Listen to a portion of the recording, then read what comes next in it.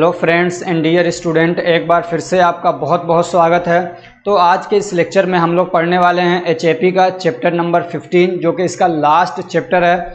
और इसी चैप्टर के इंतज़ार में बहुत सारे स्टूडेंट बैठे हुए थे। तो चलिए शुरू करते हैं। और आज का हमारा टॉपिक है रिप्रोडक्टिव सिस्टम। तो रिप्रोडक्टिव सिस्टम क्या होता है? तो रिप्रोडक्टिव सिस्टम एक ऐसा सिस्टम होता है जो कि लिविंग ऑर्गेनिज्म के लिए, चाइल्ड बर्थ के लिए जितनी भी रिक्वायरमेंट्स हैं उन सबको पूरा कर रहा हो, प्रोवाइड कर रहा हो, तो उस सिस्टम को बोलते हैं रिप्रोडक्टिव सिस्टम। और चूंकि हम लोग ह्यूमन की बात कर रहे हैं, तो ह्यूमन में रिप्रोडक्टिव सिस्टम के मेनली दो कंपोनेंट्स होते हैं, male and female reproductive system. यानी जब मेल और फीमेल दोनों रिप्रोडक्टिव सिस्टम मिलकर एक साथ काम करते हैं, तब जाके रिप्रोडक्टिव सिस्टम कंप्लीट होता है और चाइल्ड बर्थ की वहाँ पे संभावना होती है।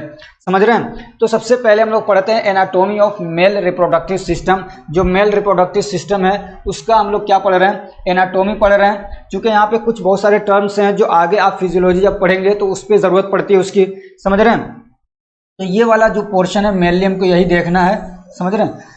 तो मेल रिप्रोडक्टिव सिस्टम में एक तो आ जाता है ये आपका जो क्या कहते हैं मेन है टेस्टिस। क्या है? टेस्टिस। ये वाला जो एरिया दिख रहा है ये टेस्टिस है, ये बहुत ज़रूरी होता है। समझ रहे? दूसरा क्या है, इसमें एपिडिडमिस है। इनके फंक्शन भी अभी पढ़ेंगे आप, ठीक है ना? एपिडिडमिस है। तीसरा ये इसके ऊपर ये जो क्या कहते हैं टेस्टिस है, ये पूरा इसको कवर करने वाला एक मसल्स है, समझ लीजिए, जिसको हम क्या बोलते हैं? स्क्रोटम बोलते हैं। ठीक। उसके बाद क्या कहते हैं, यहाँ से ये क्या है, एक पाइप से निकल के जा रही है, इसको बोलते हैं वास डिफरेंस। क्या बोलते हैं? Vas deferens. एक क्या है, ये ट्यूब है, समझ लीजिए। ठीक। अब ये निकल के जाती है, यहाँ तक आती है, ये समझ रहे हैं? तो यहाँ पे क्या है, एक थैली जैसी चीज़ है, उसको बोलते हैं सेमिनल वेसिकल। क्या बोलते हैं? Seminal vesicle. और इसी के नीचे आपको ये दिख रहा होगा, यहाँ से ये वाली क्या है पाइप आ रही है, और यहाँ से ये क्या कहते हैं हमारे ब्लड, क्या कहते हैं, ये यूरिनरी ब्लैडर है, वहाँ से ये क्या कहते हैं, ये जो पाइप है जिसको यूरेथ्रा हम बोलते हैं, आगे आके इधर, तो यहीं के इसके पास में ये पीला पीला सा दिख रहा है, तो इसको बोलते हैं प्रोस्टेट ग्लैंड। क्या बोलते हैं? प्रोस्टेट ग्लैंड बोलते हैं। ठीक। अब ये आगे ये पाइप आती है, इसको बोलते हैं यूरेथ्रा। क्या बोलते हैं? यूरेथ्रा बोलते हैं। और इस वाले पूरे इसको बोलते हैं पेनिस। क्या बोलते हैं? इसको बोलते हैं पेनिस। समझ रहे हैं? खास तौर से इतना ही दिखता है, लेकिन ये पूरा क्या होता है? पेनिस होता है। और इसके जो ये मसल्स होते हैं, ये स्पेशल टाइप के यहाँ पे मसल्स होते हैं, जिनमें क्या खाली जगह बहुत होती है, उसके अंदर ब्लड फिल होता है, तो फिर इसके अंदर इरेक्शन होता है, यानी ये खड़ा होता है। समझ रहे हैं? इस वाले एरिया को बोलते हैं ग्लैंस। क्या बोलते हैं? ग्लैंस बोलते हैं इस वाले एरिया को। इसको रूट बोलते हैं। समझ रहे हैं? और इस वाले को शॉफ्ट बोलते हैं। क्या बोलते हैं? ये वाला जो एरिया है उसको शॉफ्ट बोलते हैं, इसको रूट ऑफ पेनिस बोलते हैं, और इसको बोलते हैं ग्लैंस। तो इतनी चीज़ें आपको समझ में आ गई, हम लोग आगे बढ़ते हैं। अब इतनी ही चीज़ें आपको इसमें ध्यान देना है, बहुत सारी चीज़ों इसमें आपको डिटेल में नहीं जाना है। लेकिन यहाँ पे मैंने एक वीडियो में पीछे आपको बताया था, जब लल्लन टॉप पे एक वीडियो डाली गई थी डॉक्टर क्यूरेट की, तो मैंने उस वक्त में जो लेक्चर दिए थे उसमें मैंने आपको कहा था कि जब मैं 15वां चैप्टर पढ़ाऊंगा तब वहाँ पे आपसे कुछ डिस्कस करूंगा। बहुत डिटेल करने के लिए मेरे पास पूरी प्रिपरेशन थी, लेकिन क्या कहते हैं टाइम मुझे इजाज़त नहीं दे रहा है, तो मैं बहुत डिटेल में नहीं जाऊँगा। लेकिन चूँकि टॉपिक से रिलेटेड है तो उसको मैं ज़रूर यहाँ पे मेंशन करूँगा। तो वो उस वीडियो के अंदर डॉक्टर क्यूरेट जो एक फीमेल हैं, डॉक्टर हैं कि नहीं ये मालूम नहीं मुझे, तो उन्होंने ये क्लेम किया था कि मास्टरबेशन का कोई नुकसान नहीं होता है। समझ रहे हैं? उन्होंने ये मतलब क्लेम किया था, और ये लोगों का माइंड सेट बनाया, खास तौर से जो मेल हैं उनका ये माइंड सेट बताया कि इसका कोई नुकसान नहीं होता है। हालांकि ये बहुत डेंजरस उनका सेंटेंस है, इससे कितनी सारी जिंदगियां बर्बाद होने पे लग चुकी होंगी और कितनी आगे बर्बाद होती रहेंगी। इसलिए कि लल्लन टॉप जो है ये कोई छोटा मोटा चैनल नहीं है, मिलियंस ऑफ मिलियंस में उसको देखा जाता है। बहुत सारे नौजवानों ने इस वीडियो को एक ही 2 दिन के अंदर 2-3 मिलियन के अंदर देख लिया था। तो आप समझ सकते हो उसका कितना बड़ा इम्पैक्ट हमारे समाज के ऊपर पड़ने वाला है। तो उन्होंने ये कहा था कि अगर कोई मास्टरबेशन करता है तो उससे कोई नुकसान नहीं है। बहुत सारे लोगों को हो सकता है मास्टरबेशन मालूम ना हो, तो एक प्रोसेस होता है कि जो सीमेन बन रहा है ये आता है, जैसे कि आदमी इंटरकोर्स करता है, सेक्सुअल इंटरकोर्स करता है, तो ये बाहर निकल जाता है। या कई बार ऐसा होता है कि वो नहीं कर रहा है फिर भी क्या है, कभी सो रहा है तो सोने में वो निकल जाता है, इसको नाइट फॉल बोलते हैं। समझ रहे हैं? तो वो क्या है, इसमें आगे क्या कहते हैं जो सीमेन है वो फिल होता रहता है, और एक टाइमिंग होती है 15 दिन 20 दिन, या कभी ऐसा होता है कि आदमी को कोई प्रेशर है, टेंशन वगैरह होता है, तो वो क्या है 20 दिन 15 दिन या 1 महीना, किसी अलग अलग टाइमिंग हो सकती है, तो वो निकल जाता है बॉडी से बाहर। समझ रहे हैं? तो वहाँ से ये बनता रहता है, और क्या अगर कोई सेक्सुअल इंटरकोर्स करता है तो भी वो निकलता रहता है। तो ये तो नॉर्मल होता है। लेकिन अगर कोई मतलब किसी दूसरे तरीके से सेक्सुअल इंटरकोर्स नहीं कर रहा है, हाथ से या किसी भी दूसरे तरीके से इसको बाहर निकाल रहा है, जो ये सीमेन यहाँ पे बन रहा है, तो उसको बोलते हैं मास्टरबेशन। तो मास्टरबेशन आपके समझ चुके होंगे, जिसको हिंदी में हस्तमैथुन बोलते हैं। तो इसका नुकसान वो कह रहे थे कि कुछ भी नहीं है। उसकी जो पीछे रीज़न बता रही थी, वो बता रही थी कि जो यहाँ से स्पर्म बनते हैं वो मिलियंस में बनते रहते हैं, उनका वो मिलियंस में बनते रहते हैं और हमेशा बनते रहते हैं, इसलिए इसका कोई नुकसान नहीं है मास्टरबेशन करने का। ये सिंपल सा उन्होंने क्या है इसके पीछे रीज़न बता दिया।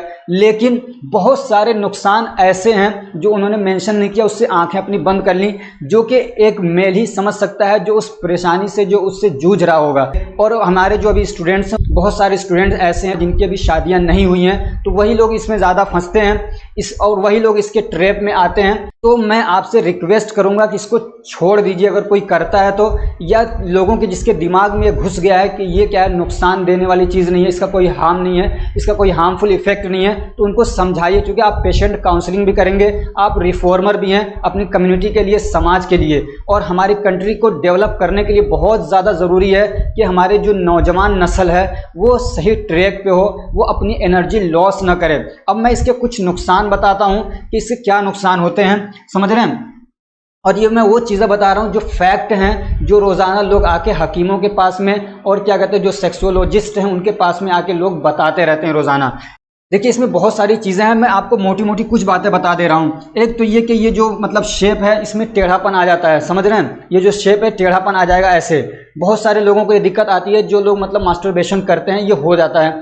दूसरी चीज़ ये कि ये जो यहाँ पे मसल्स हैं वो डैमेज हो जाते हैं, समझ रहे हो ना, चूँकि इसका जो काम है वो कुछ और है। ये जहाँ पे अगर सेक्सुअल इंटरकोर्स करता है कोई वेजाइना के अंदर, तो वहाँ के जो मसल्स हैं वो बहुत स्मूथ होते हैं, इसके ऊपर कोई फ़र्क नहीं पड़ता, बल्कि ये और इसका एक्सरसाइज होता है, ये स्ट्रॉन्ग होता है। इसकी असल वही जगह है, समझे, सिर्फ वेजाइना, उसके अलावा और कोई जगह नहीं है। अगर कहीं पे भी इसको दूसरी जगह पे इस्तेमाल कर रहे हैं तो इसको नुकसान होता है, डैमेज होता है। एक तो मसल्स इसके डैमेज होते हैं, दूसरे यहाँ पे जो इसकी क्या कहते हैं लेयर होती है, स्किन होती है, वहाँ पे सेंसरी न्यूरॉन होते हैं, वो बहुत ज़्यादा सेंसिटिव हो जाते हैं। और जब वो सेंसिटिव होते हैं उसकी वजह से क्या होता है, प्री मैच्योर इजेकुलेशन की शिकायत हो जाती है। और आज के टाइम पे देखेंगे बहुत सारे नौजवान जिनकी मतलब टाइमिंग होती है कि जिनका मतलब ऐसा टाइम होता है कि बहुत अच्छी टाइमिंग हो, बहुत अच्छा स्टेमिना हो, समझ रहे हैं, कि वो मतलब 5-5, 10-10 मिनट परफॉर्म कर सकें सेक्सुअल इंटरकोर्स के टाइम पे, अपना टाइमिंग उनकी मेंटेन हो। लेकिन दिक्कत ये हो जाती है मास्टरबेशन करने की वजह से, ऐसा माइंड सेट बन जाता है और ये जो सेंसरी न्यूरॉन्स होते हैं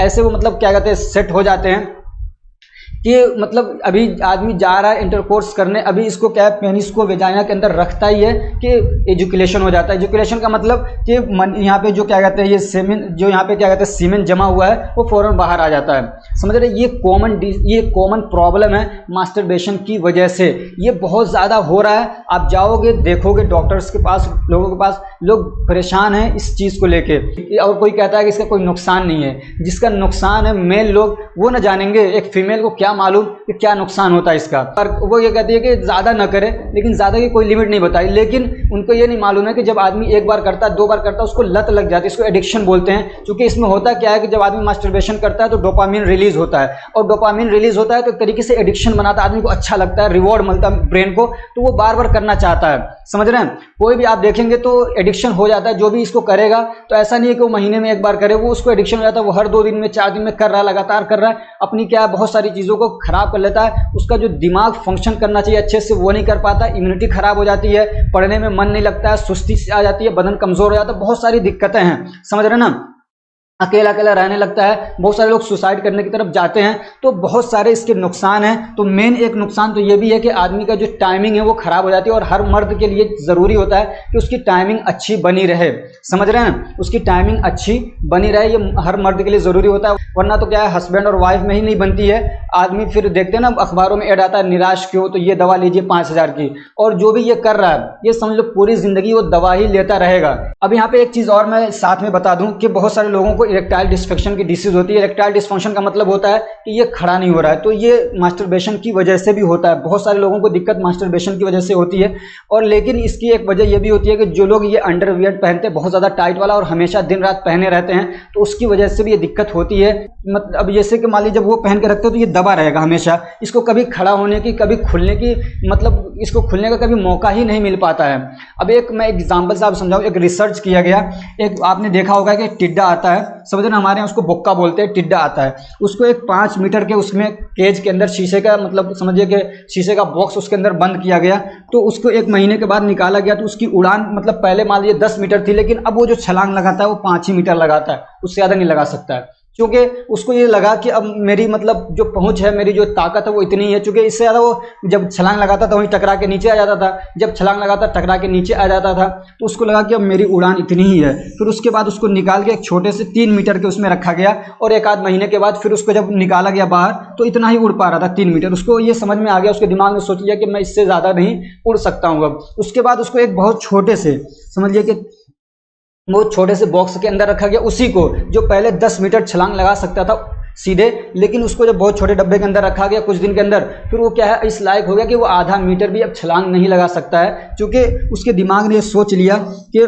कई बार जब वो ट्राई करता था लड़ के नीचे आ जाता था, ट्राई कर रहा है नीचे आ जा रहा है, ट्राई कर रहा है नीचे आ रहा है, तो समझा मेरी ताकत इतनी ही है। ऐसी सिचुएशन यहाँ पे भी हो जाती है, ये ट्राई कर रहा है खड़ा होने की, लेकिन हो ही नहीं पा रहा, क्योंकि उसको दबा दिया जा रहा है, लक्स कोजी और ये ब्रांडेड बहुत सारे बहुत टाइट, तो वो ऐसे पहन लेते हैं, तो वो क्या होगा, ये खड़ा होने के, और मुसीबत ये है कि दिन में तो पहने रात में भी उसी को पहन के सो रहे हैं, दिन रात 24 घंटे, तो इसको क्या है, मतलब इसको कहते हैं ना पिंजरे में कैद करके रख दिया। अब ये भूल जाता है कि मुझे खड़ा भी होना है, इसको आता ही नहीं है, समझ रहे हो ना। अब इसमें क्या हो रहा है कि चाहे कोई भी सिचुएशन हो, ये चाह भी रहा है होना लेकिन हो ही नहीं पा रहा है, तो दिक्कत हो जाती है यहाँ से। फिर इसका एक समझिए माइंड सेट बन जाता है दिमाग का भी और इसका भी, कि मेरी रीच इतनी है कि मैं ऐसे ही झुका ही रहूँ, मुझे होना ही नहीं है खड़ा, मेरे अंदर वो सलाहियत ही नहीं है। अब समझो ये दिक्कत आती है, इसलिए रात में कम से कम आदमी ढीला ढाला सा पहन के सोना चाहिए उसको, ये टाइट वाला न पहन के सोए, तो उसके लिए फ़ायदेमंद है। और भी बहुत सारी बातें एक सेपरेट वीडियो इस पर लाऊंगा कभी, और बाकायदा अगर आपको डाउट होगा तो किसी हकीम से बाकायदा मैं बातचीत भी कराऊंगा, इसलिए हमारे चैनल के साथ जुड़े रहिए, बहुत सारी बातें लेके आने वाला हूं। अब यहाँ पे दिक्कत ये सिर्फ मेल के साथ में नहीं, अब बहुत सारी फीमेल भी ऐसा करती हैं, मास्टरबेशन करती हैं, लेकिन मेल के अंदर इसका रेशियो ज़्यादा है। और ये भी इसकी वजह से क्या होता है, जो बहुत सारे लोग करते हैं साथ में वो पोर्नोग्राफी के भी एडिक्शन होती है उनको, तो सारी चीज़ें छोड़ देना चाहिए। जो भी पोर्नोग्राफी देख रहा है समझ रहे, तो वो इस काम को ज़रूर करता है, चाहे वो मेल हो फीमेल हो। फीमेल के अंदर इसका रेशियो 40% है यूएस के अंदर, और क्या कहते हैं अपने इंडिया के अंदर बहुत कम है अभी, लेकिन बहुत तेज़ी से हम लोग क्या है उन्हीं के पीछे भाग रहे हैं जानवरों की तरह से। तो इसलिए क्या है, अपने समाज को बचाना है तो पहले खुद भी बचना है और दूसरों को भी समझाना है कि मास्टरबेशन ये हमारे लिए बहुत ज़्यादा हार्मफुल है। मैं ये अकेले बात नहीं कर रहा हूँ, आप जाके सर्च कर सकते हैं यूट्यूब पे, जो इस फील्ड के माहिर लोग हैं, जो रोज़ाना हज़ारों पेशेंट का इलाज कर रहे हैं, तो वो बताते हैं कि इसकी वजह से ये दिक्कतें आती हैं। आप पैसा आपका, सेहत आपकी, अगर पैसा भी बचाना है और शर्मिंदगी से भी बचना है तो आपको ये चीज़ें छोड़ देना चाहिए। जो भी कर रहा है, अगर नहीं कर रहा तो बहुत अच्छी बात है, बहुत अच्छी बात है।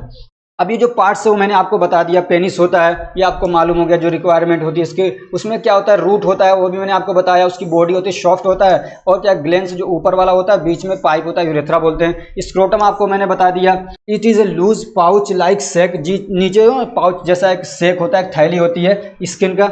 और ये क्या होता है, कहाँ पे होता है, तो पेनिस के नीचे होता है। इसके अंदर टेस्टिकल्स होते हैं जिसको टेस्टिस बोलते हैं, समझ रहे हो, और यहीं से क्या होता है, स्पर्म का फॉर्मेशन होता है। और इसको नीचे इसलिए रखा जाता है ताकि बॉडी का जो टेम्परेचर है उससे थोड़ा सा कम टेम्परेचर इसको प्रोवाइड किया जाए, समझ रहे हैं। अब कोई अगर क्या कहते हैं बहुत टाइट सा, क्या कहते हैं, एक तो जींस पहन लेता है, ऊपर से अंदर बहुत टाइट सा क्या कहते हैं वो अंडरवियर पहन लेगा, तो वो जो ठंडा रहना चाहिए वो ठंडा कहाँ से रहेगा, वो तो गर्म हो जाएगा ना। वो तो बाहर से जब खुला रहता है नीचे साइड से, उसको स्पेस मिलता है, वहाँ पे हवा जाती है, तब वो ठंडा होता है। लेकिन जब उसको हम लोग एकदम सटा देते हैं बॉडी के अंदर ही, उसको बॉडी से अलग किया, गर्मियों में देखते हैं वो लटक जाता है थोड़ा, उसकी वजह यह है कि वो बॉडी से अगर टच रहता है तो वो गर्म रहता है। इसलिए मतलब ये बॉडी का सिस्टम होता है कि उसको ढीला कर दिया जाता है ताकि बॉडी से थोड़ा सा दूर रहे, ताकि वहाँ पे क्या है वो मतलब ठंडा रहे। और ठंडा इसलिए रखा जाता है ताकि स्पर्म का फॉर्मेशन पूरी तरीके से हो सके और अच्छे तरीके से हो सके। Testicles have seminiferous tubules which produce sperm, ये वर्ड याद रखिएगा, सेमनीफेरस ट्यूब्यूल्स, यही मेन मतलब सेल होते हैं स्पेशल टाइप के जहाँ पे स्पर्म का फॉर्मेशन होता है। इनके अंदर सर्टोली सेल्स होते हैं, समझ रहे हैं ना, तो वो बहुत ज़्यादा हेल्प करते हैं इसके फॉर्मेशन के अंदर। अब एपिडिडमिस क्या होता है, ये सारी चीज़ें मैं बता रहा हूँ आगे, जब हम लोग आगे हम लोग स्पर्मेटोजेनेसिस पढ़ेंगे तो आप पूछना नहीं कि एपिडिडमिस क्या है, ये क्या है, तो वेस्ट डिफरेंस क्या है, ये सारी चीजें, ठीक है ना। तो एपिडिडमिस क्या है, तो it is a long coiled tube. Coiled tube मतलब होता है जो ऐसे घुमा रहता है, समझ रहे हो ना, क्वाइल्ड ट्यूब होता है। It one side is connected to the testis, इसका एक साइड टेस्टिस से कनेक्टेड होता है और दूसरा साइड वास्ट डिफरेंस से कनेक्टेड होता है, समझ रहे हो ना। अभी आपको मैंने पीछे दिखाया भी था एपिडिडमिस। इट स्टोर्स स्पर्म, ये स्पर्म को स्टोर करता है, and sperm mature in this tube, और इसी ट्यूब के अंदर स्पर्म पूरी तरीके से क्या होते हैं, मैच्योर होते हैं। जब स्पर्मेटोजेनेसिस होता है तो सारा पूरा क्या कहते हैं, क्या कहते हैं, पूरी तरीके से क्या कहते हैं, टेस्टिकल्स के अंदर वो क्या है, मतलब मैच्योर नहीं होता है, लूमेन से निकल के आते हैं, और एपिडिडमिस के अंदर ही पूरी तरीके से वो क्या होते हैं, मैच्योर होते हैं, यानी पूरी तरीके से तैयार होते हैं वो। वास्ट डिफरेंस क्या होता है, vas deferens is duct that transport mature sperm to urethra in preparation for ejaculation. और वास्ट डिफरेंस क्या है, तो एपिडिडमिस के अंदर ये तैयार हो जाते हैं स्पर्म, तो वास्ट डिफरेंस के थ्रू ये क्या होता है, डक्ट होता है वास्ट डिफरेंस, इसके थ्रू क्या है वो जाते हैं यहाँ यूरेथ्रा के अंदर, और वहाँ से फिर क्या होते हैं वो इजेकुलेशन के लिए तैयार करते हैं, यानी बाहर निकलते हैं। एजुकुलेटरी डक्ट क्या होता है, तो this duct is formed by the fusion, यानी कि दो चीज़ें मिल गई है, फ्यूज हो गई हैं, तो क्या क्या चीज़ें मिलती है, वास्ट डिफरेंस और सेमिनल वेसिकल्स, ये दोनों मिलती हैं, तो उस वाली जगह को, उस वाले डक्ट को बोलते हैं इजेकुलेटरी डक्ट। ये इजेकुलेशन करने में काम करता है। तो ये जो क्या कहते हैं सेमिनल वेसिकल्स होते हैं, ये क्या कहते हैं, दो होते हैं, और पाउच होते हैं, यानी सेक होते हैं, थैले होते हैं, ठीक है ना। और किससे अटैच होते हैं, वास्ट डिफरेंस से अटैच होते हैं, और कहाँ पे होते हैं, तो जो क्या कहते हैं हमारा यूरिनरी ब्लैडर होता है उसी के पास में होते हैं, ठीक है ना, उसी के पास में होते हैं। दे मेक सेमिनल फ्लूइड, ये सेमिनल फ्लूइड बनाते भी हैं और उसको स्टोर करके रखते भी हैं। इट्स और जो सेमिनल फ्लूइड होता है यही क्या होता है, मेजर कंपोनेंट होता है, जो क्या कहते हैं सीमेन निकलता है, समझना, सीमेन निकलता है, उसके अंदर सेमिनल फ्लूइड होता है, और सेमिनल फ्लूइड में बहुत ज़्यादा मात्रा होती है फ्रक्टोज की। ग्लूकोज आपने पढ़ा होगा, तो जो सेमिनल फ्लूइड होता है उसके अंदर बहुत ज़्यादा मात्रा में होता है फ्रक्टोज, ठीक है ना, जो इसको गाढ़ा बनाता है, उसके अंदर इंजाइम वगैरह भी होते हैं। This fluid provide nourishment and protection to sperm, और ये जो फ्लूइड होता है ये नरिशमेंट यानी उसको क्या कहते हैं, न्यूट्रिशन प्रोवाइड करते हैं स्पर्म को, और प्रोटेक्शन भी देते हैं, और इसके मूवमेंट में हेल्प भी करते हैं। प्रोस्टेट ग्लैंड आपको मैंने दिखाया, तो ये देखा आपने कहाँ पे होते हैं, वो ब्लैडर के नीचे और सेमिनल फ्लूइड से नीचे होते हैं, इधर साइड में, ठीक है ना। तो ये क्या करते हैं, ये सीमेन के फॉर्मेशन में काम करते हैं, ये सीमेन बनवाते हैं। About 70% seminal fluid is produce by the seminal vesicles and 20 to 30% by prostate gland.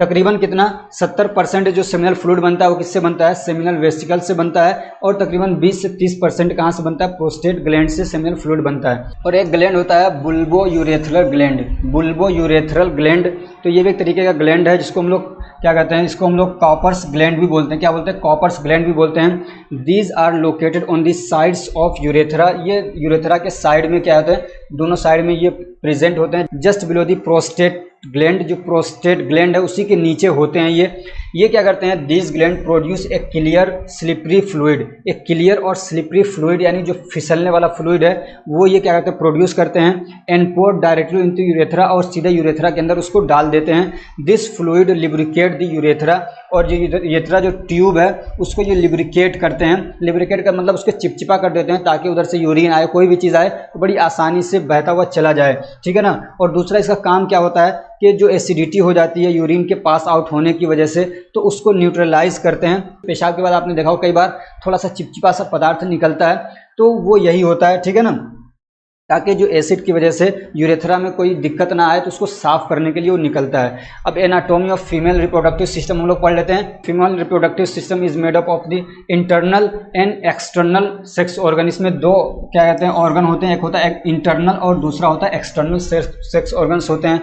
Internal में क्या क्या चीज़ आती है, तो यूट्रस आ जाता है, फेलोपियन ट्यूब आता है, ओवरीज और सर्विक्स आते हैं। और जो एक्सटर्नल ऑर्गन है, रिप्रोडक्टिव ऑर्गन है, उसको जेनाइटल्स भी बोला जाता है। क्या बोलते हैं, जेनाइटल्स। जो एक्सटर्नल होते हैं उसको जेनाइटल्स बोलते हैं। और इसमें क्या क्या चीज़ें आती हैं, तो लेबिया मेजोरा आता है, लेबिया मिनोरा आता है, और वेजाइनल ओपनिंग आती है जिसको वेजाइना बोलते हैं, और क्या आता है क्लिटोरिस आता है, और क्या आता है यूरेथ्रल ओरिफिस आते हैं, ठीक है।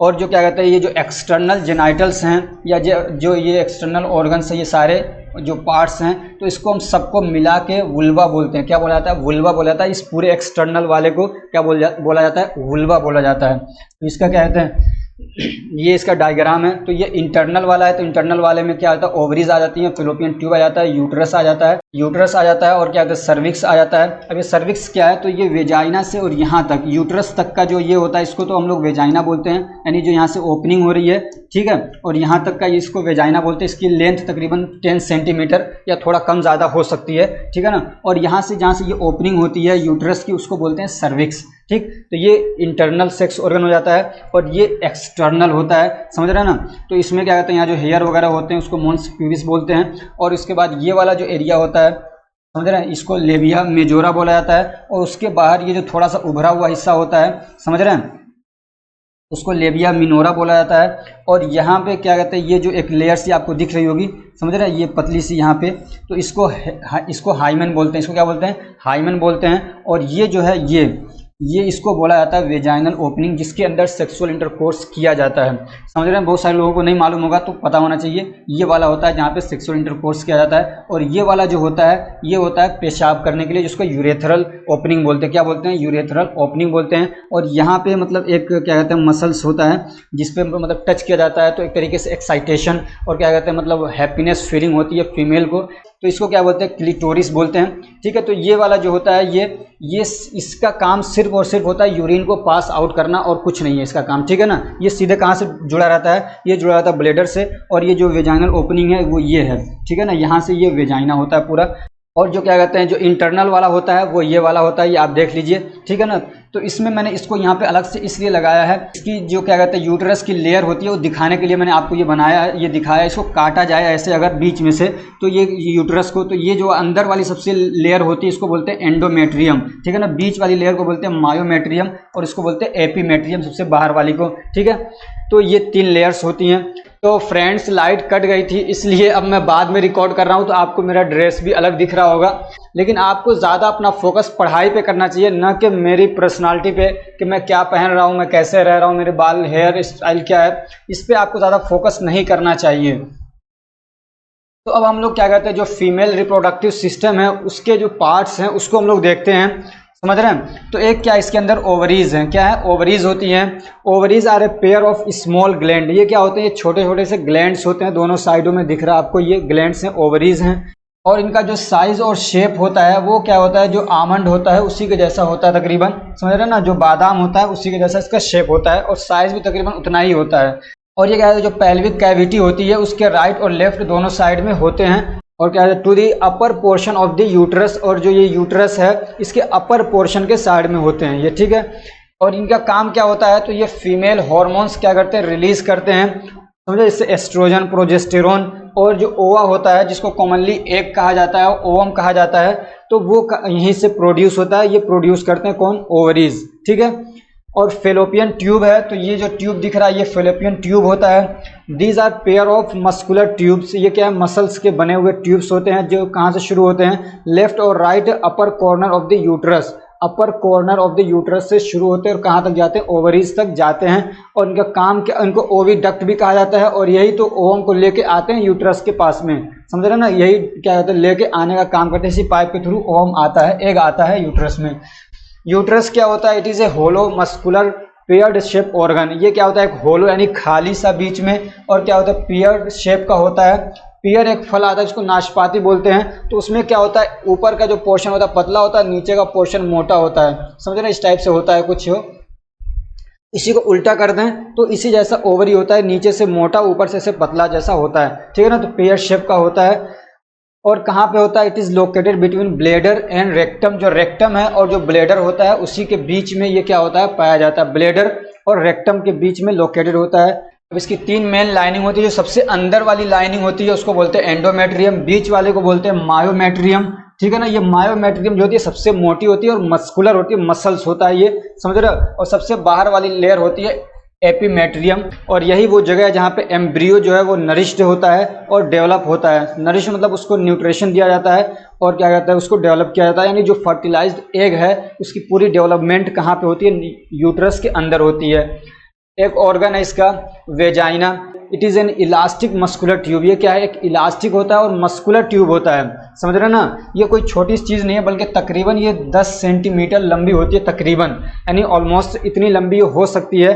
That extend from the vagina opening to the cervix, और वेजाइना ओपनिंग से सर्विक्स तक ये जो मतलब पोर्शन होता है उसको पूरे को क्या बोलते हैं, वेजाइना बोलते हैं। सिर्फ ओपनिंग को वेजाइना नहीं बोला जाता है, बल्कि एक लंबा ट्यूब है ये। इसमें क्या है, बहुत सारे लोगों को मतलब कन्फ्यूजन होता है, जिनकी खास तौर से शादी नहीं हुई है, वो मतलब क्या कहते हैं, वो कहते हैं अरे यार इतना लंबा है तो इतना ही लंबा पेनिस भी चाहिए पेनिट्रेशन के लिए, यानी सेक्सुअल इंटरकोर्स के लिए, तो ज़रूरी नहीं होता है, समझ रहे हैं। अगर किसी का क्या कहते हैं, अगर किसी के पेनिस का साइज 2.5 सेंटीमीटर भी है तो बहुत अच्छे से सेटिस्फैक्टरी तरीके से वो क्या है सेक्सुअल इंटरकोर्स कर सकता है। उसकी वजह यह है कि जो वेजाइना के अंदर सेंसरी नर्व्स होते हैं वो शुरू में ही प्रेजेंट होते हैं। ऐसा नहीं है कि मान लीजिए ये क्या कहते हैं वेजाइनल ट्यूब है, तो ये जो शुरू के जो पोर्शन है ना, मान लीजिए 10 सेंटीमीटर है, तो ऐसा नहीं कि सेंसरी न्यूरॉन यहाँ तक हैं और जब पेनिस यहाँ तक पहुँचेगा तभी जाके क्या है मतलब फीमेल को सेटिस्फेक्शन होगा, ऐसा नहीं है। बल्कि जो सेंसरी न्यूरॉन्स होते हैं वो नर्व्स यहीं पे होते हैं शुरू में ही। तो अगर थोड़ा सा पोर्शन भी जाके मतलब यहाँ पे टच कर रहा है, इसमें फ्रिक्शन कर रहा है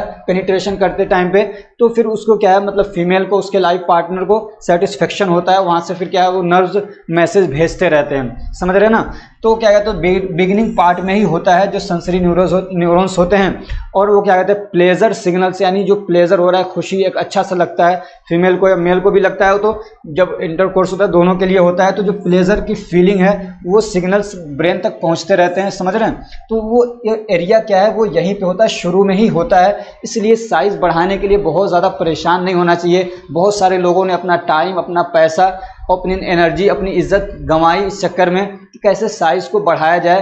अगर मैंने बताया 2.5 से 3 इंच के बीच में भी है तो बहुत ज़्यादा परेशान होने की ज़रूरत नहीं है। जापानी तेल और ये तेल वो तेल के चक्कर में आपको टाइम अपना और पैसा बर्बाद नहीं करना चाहिए। अब एक टॉपिक है फिजियोलॉजी ऑफ मेंस्ट्रुएशन। इस टॉपिक को मैंने इंपॉर्टेंट क्वेश्चन के अंदर पढ़ाया है, तो उसको मैं यहाँ पे डाल रहा हूँ, आप उसको देख लीजिए। फिजियोलॉजी ऑफ मेंस्ट्रुएशन, मेंस्ट्रुएशन की फिजियोलॉजी क्या है वो आपको बताना है।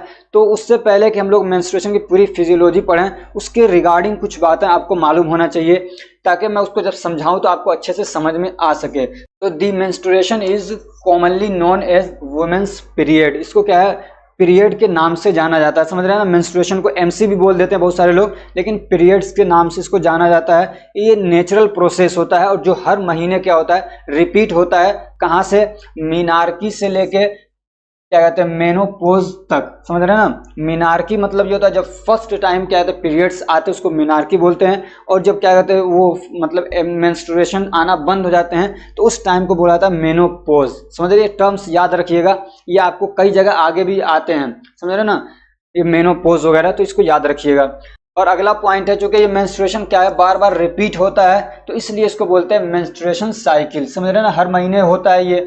और क्या कहते हैं the average gap between 2 menstruation is 28 days. और एक मेंस्ट्रुएशन से दूसरे मेंस्ट्रुएशन यानी एक पीरियड से दूसरे पीरियड के बीच में कितना गैप होता है, तो नॉर्मली 28 दिन होता है। 25 दिन भी हो सकता है, 30 दिन भी हो सकता है, लेकिन इन एवरेज 28 दिन होता है, समझ रहे ना।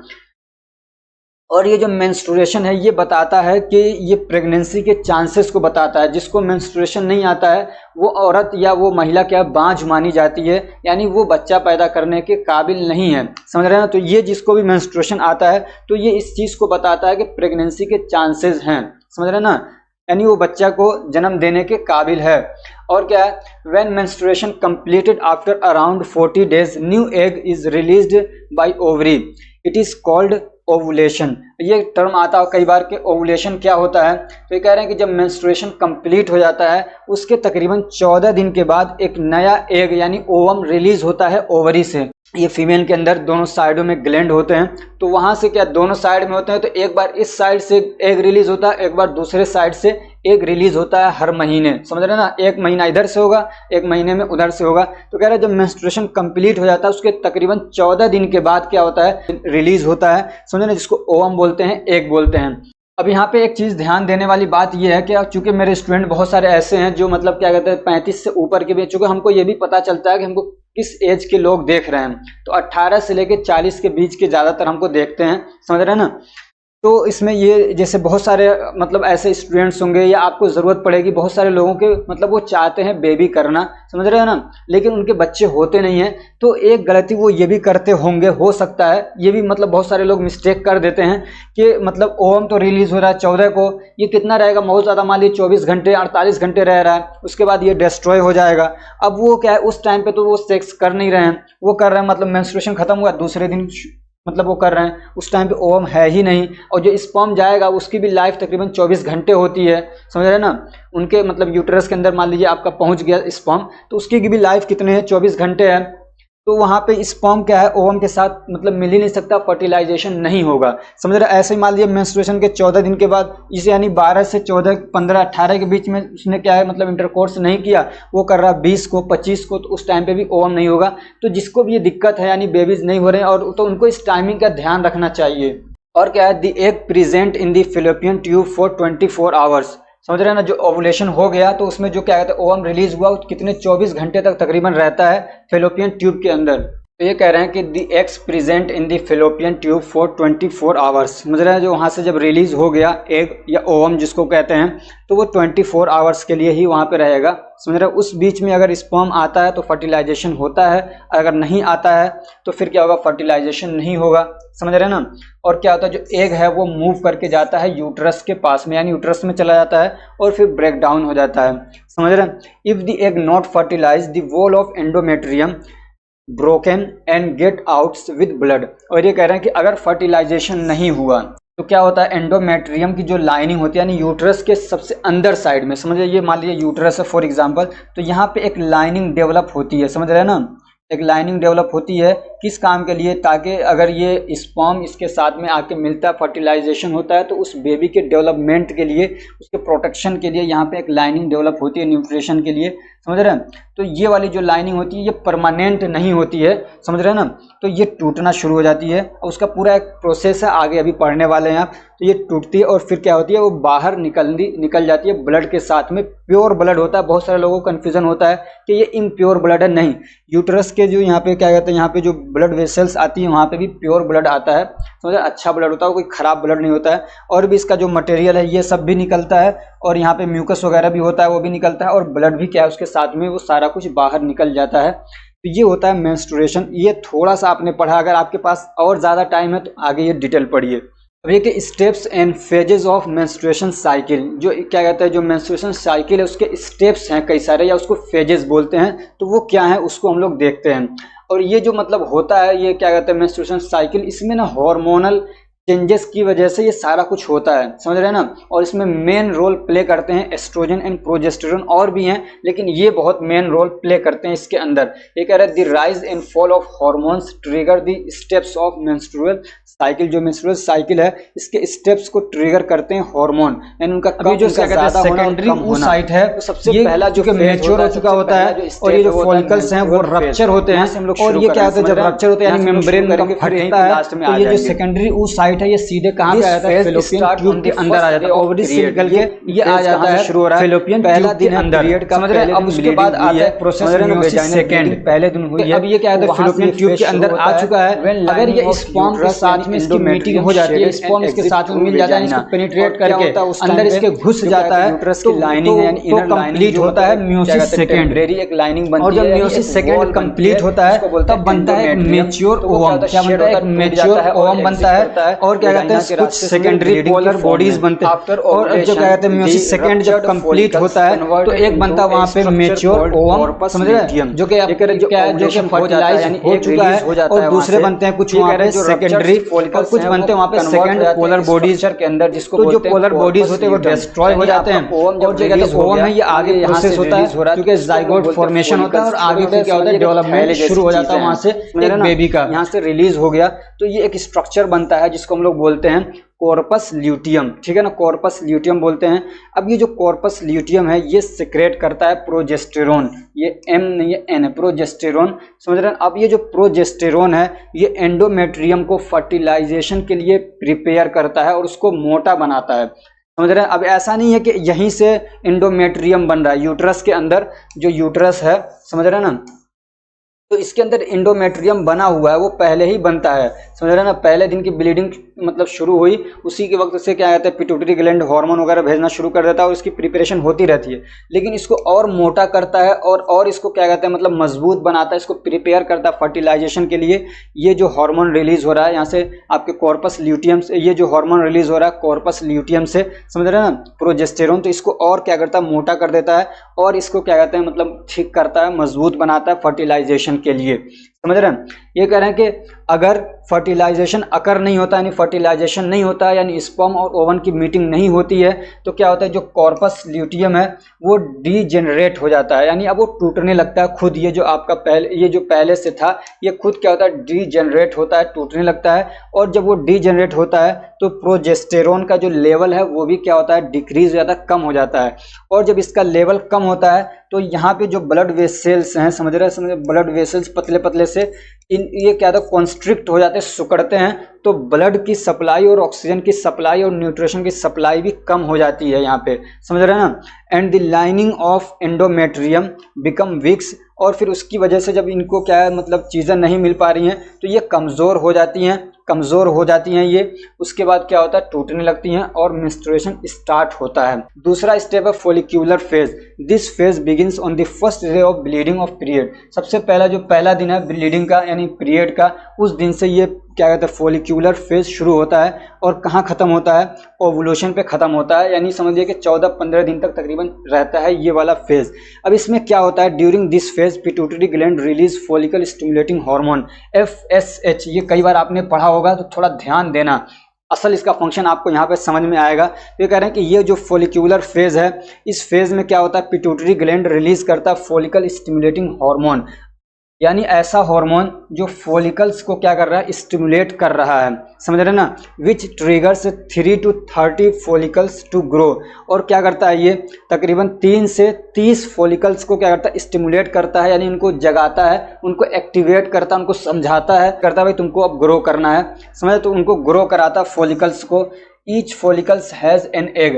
हाँ एक चीज़ और, ये फॉलिकल्स क्या हैं तो ओवरीज के अंदर समझिए कि छोटे छोटे दाने जैसी चीज़ें हैं, समझ रहे हैं ना, छोटे छोटे क्या है दाना होता है ना, ऐसी चीज़ें होती है वो फॉलिकल्स हैं, छोटी छोटी थैलियाँ समझ लीजिए।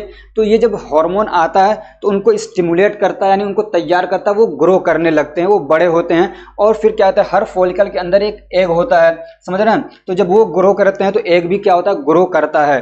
Finally all the follicles begin to broken. और फिर क्या होता है आखिरकार जितने भी फॉलिकल्स हैं सब टूटने लगते हैं, सिर्फ एक बचता है, समझ रहे हैं ना। जैसे कि मिलियंस ऑफ स्पर्म जाते हैं लेकिन सिर्फ एक ही ऐसा होता है सक्सेसफुल जो कि ओवम के साथ में जाके दोस्ती कर पाता है। ऐसे ही यहाँ पे भी क्या है तकरीबन 30 के करीब क्या कहते हैं फॉलिकल्स तैयार हो रहे हैं, ग्रो कर रहे हैं, एक भी बन रहे हैं, लेकिन सब खत्म हो जाते हैं, सिर्फ एक ही होता है, एक ही सक्सेसफुल ओवम है जो आगे जाता है, जो मतलब पूरी तरीके से प्रिपेयर होता है, समझा। तो जो ये बचा हुआ एक फॉलिकल है जो सबसे ज़्यादा स्ट्रॉन्ग है, ये क्या करता है एस्ट्रोजन रिलीज करता है, क्या करता है एस्ट्रोजन रिलीज करता है। And this estrogen trigger the uterus to do preparation for the egg.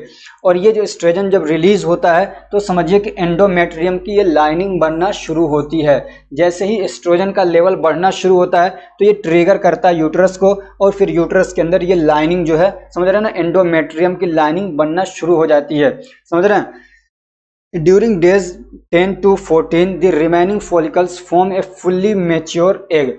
यानी कि मेंस्ट्रुएशन का पहला दिन शुरू हुआ उसके बाद से कह रहे हैं कि 10 से 14 के बीच में जो क्या कहता है रिमेनिंग फॉलिकल है जो बचा हुआ है, बाकी तो सब डिस्ट्रॉय हो गए, जो बचा हुआ है forms a fully mature egg, समझ रहे हैं। तो ये 14 दिन के अंदर अंदर क्या है एक मतलब बहुत अच्छे से डेवलप्ड मैच्योर, यानी समझिए कि पूरी तरीके से तैयार एक ओवम तैयार कर देता है वो, समझ रहे हैं। एक ओवम क्या है बहुत अच्छे से डेवलप, सारी चीज़ें सारे एकदम मतलब ठीक एक ओवम बन जाता है। उसके बाद क्या होता है, उसके बाद फेज आता है ओवुलेशन का। तो this phase occurs normally about eight day 40 in a 20 days menstrual cycle. अगर 20 डेज का मेंस्ट्रुअल साइकिल है, समझ रहे हैं, यानी 28 दिन का मतलब एक गैप हो रहा है इन एवरेज, तो कह रहे हैं कि उसमें जो 14वां दिन होता है तकरीबन उसी दिन क्या होता है, ओवुलेशन होता है। अब इसमें होता क्या है कि जो ओवम जो एक तैयार हो चुका है, अभी आपने पीछे पढ़ा कि 10 और 14 के बीच में पूरी तरीके से मैच्योर हो चुका होता है, तो जो ओवम तैयार हो चुका है वो रिलीज होता है। उसके रिलीज करने के लिए पिट्यूटरी ग्लैंड एक हार्मोन रिलीज करता है जिसको बोलते हैं ल्यूटेनाइजिंग हार्मोन, उसको बोलते हैं LH हार्मोन। समझ रहे ना, LH हार्मोन का मतलब क्या है, ल्यूटिनाइजिंग हार्मोन। तो ये क्या करता है, it causes the ovary to release egg, ये ओवरी को जाके मतलब समझाता है, उसको मतलब ट्रिगर करता है कि वो एग को क्या करें, रिलीज कर दें, क्या करें, एग को रिलीज कर दें। और जब एग रिलीज होता है यानी ओवम जब रिलीज होता है ओवरी से, उसी को बोलते हैं ओवुलेशन। क्या बोलते हैं, ओवुलेशन बोलते हैं।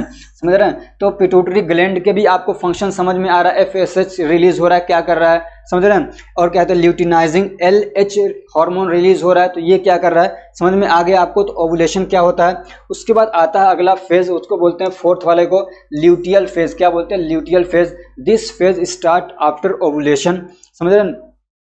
और ये वाला फेज ओवुलेशन हो गया उसके बाद से शुरू होता है। और ये वाला फेज कब तक रहता है, 15वें दिन से लेकर 28 दिन तक रहता है, 28वें दिन तक रहता है। और इसमें क्या होता है, जो अंडा है, जो ओवम है, वो ओवरी को छोड़ देता है, निकल जाता है वहां से, and begins to travel through fallopian tube to uterus, और क्या कहता है, वहां से ट्रेवल करना शुरू करता है यूटरस की तरफ। समझ रहे, the level of progesterone increase, और इस टाइमिंग में प्रोजेस्टेरोन का लेवल क्या होता है, बढ़ता है। In prepares the uterus for pregnancy, और यूटरस को प्रेगनेंसी के लिए प्रिपेयर करता है। If the egg become fertilised by sperm, अगर एग फर्टिलाइज्ड हो जाता है, and attaches itself to uterus, और वो जाके यूटरस में अटैच हो जाता है, इट इज कॉल्ड इम्प्लांटेशन, यानी फर्टिलाइजेशन हो गया और फिर वो यूटरस के अंदर पहुंच जाते हैं दोनों, वो मतलब जो फर्टिलाइज्ड एग है, तो उस कंडीशन को, तो उस चीज़ को हम लोग बोलते हैं implantation.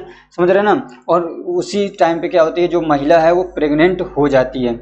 If pregnancy does not occur, अगर प्रेगनेंसी अकर नहीं होती है, the level of estrogen and progesterone decrease, तो एस्ट्रोजन और प्रोजेस्टेरोन दोनों का लेवल कम होता है। And due to this supply of oxygen and nutrition reduce, और इसकी वजह से फिर क्या है, ऑक्सीजन की और न्यूट्रिशन की सप्लाई कम हो जाती है, यानी ब्लड की सप्लाई कम होती है। और एंडोमेट्रियम की जो लाइनिंग है वो क्या होती है, पतली हो जाती है, कमज़ोर हो जाती है, और फिर क्या होती है, टूटना शुरू हो जाती है। एंड एट द डे 28 और 28वें दिन the level of progesterone increase, और 28वें दिन फिर क्या होता है, प्रोजेस्टेरोन का लेवल बढ़ जाता है। और इसका जब लेवल बढ़ता है तो फिर क्या होता है, कॉन्ट्रैक्शन करवाने लगता है यूटरस के अंदर। समझा, यूटरस के अंदर कॉन्ट्रैक्शन जब होगा तो ये लाइनिंग है, समझ रहे हैं, ये लाइनिंग है यूटरस के अंदर की ये, और इसी के साथ में चिपकी हुई है। जब ये ऐसे कॉन्ट्रैक्ट करेगा, समझ रहे हैं ना, उसके अंदर कॉन्ट्रैक्शन होगा तो ये लाइनिंग भी तो कॉन्ट्रैक्ट करेगी, और वो कमज़ोर हो चुकी है तो वो क्या होती है, टूटना शुरू हो जाती है। समझ रहे हैं ना। और जब टूटती है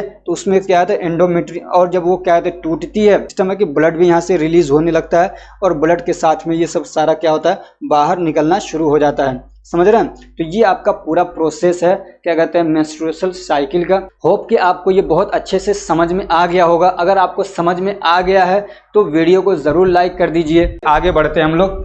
एक टॉपिक है आपके सिलेबस में जो पूछा है वो है स्पर्मेटोजेनेसिस एंड oogenesis। तो क्या कहते हैं, जो स्पर्म होते हैं जो कि रिप्रोडक्शन के लिए बहुत ज़रूरी होते हैं, तो जो कि मेल के थ्रू, मतलब क्या है, जो मेल के अंदर प्रोड्यूस होते हैं, तो उसके फॉर्मेशन का जो प्रोसेस होता है उसको स्पर्मेटोजेनेसिस कहते हैं। और क्या कहते हैं, ओवम का जो फॉर्मेशन होता है जो फीमेल के अंदर होता है, तो उसके प्रोसेस को क्या बोलते हैं, उसके मतलब बनने के, उसके फॉर्मेशन को, प्रोसेस को क्या बोलते हैं, oogenesis बोलते हैं। और इन दोनों के फॉर्मेशन के प्रोसेस को बोलते हैं गैमीटोजेनेसिस।